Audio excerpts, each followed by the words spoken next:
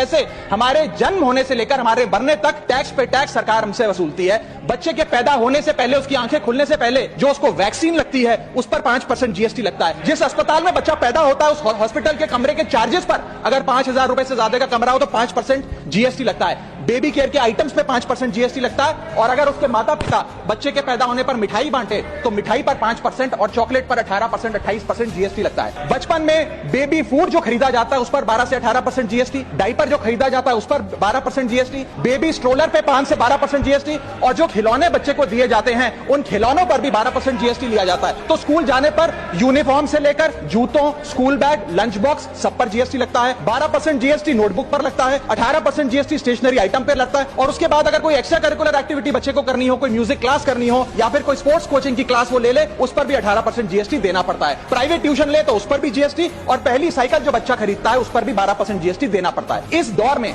इंसान गाड़ी खरीदता है, घर बनाता है, जब गाड़ी खरीदता है तो जीएसटी देता है, रोड टैक्स भरता है, व्हीकल इंश्योरेंस पर जीएसटी भरता है, और जब गाड़ी लेकर शोरूम से निकलता है तो पेट्रोल डीजल पर वैट, सेस और एक्साइज ड्यूटी के नाम पर पैसा भरता है। जब सड़क पर गाड़ी चलाता है तो टोल टैक्स भरता है। और इस बीच शादी तो रह ही गई, फिर इंसान शादी करता है, इस बीच तो बैंक्वेट हॉल बुक करता है, उस बैंक्वेट हॉल की बुकिंग पे टैक्स भरता है। शामियाना, खाना, केटरिंग सर्विसेज लेता है, उस पर जीएसटी भरता है। ज्वेलरी खरीदता है, उस पर जीएसटी भरता है। कपड़ा, शेरवानी सिलवाता है, कुर्ता पजामा, सूट पैंट, उस पर जीएसटी भरता है। यहां तक कि वेडिंग इन्विटेशन से लेकर ब्राइडल मेकअप से लेकर हनीमून के ट्रैवल तक हर चीज पर सरकार आपसे जीएसटी वसूलती है। जब कोई इंसान मरता है तो उसके अंतिम संस्कार में देसी घी, चंदन वुड, नारियल, इत्र जैसा सामान इस्तेमाल होता है, उस पर भी जीएसटी लगता है। और मरने के बाद जब प्रॉपर्टी उसके बच्चों को या परिवार वालों को दी जाती है, उस म्यूटेशन पर भी सरकार आपसे ड्यूटी सेस लेती है।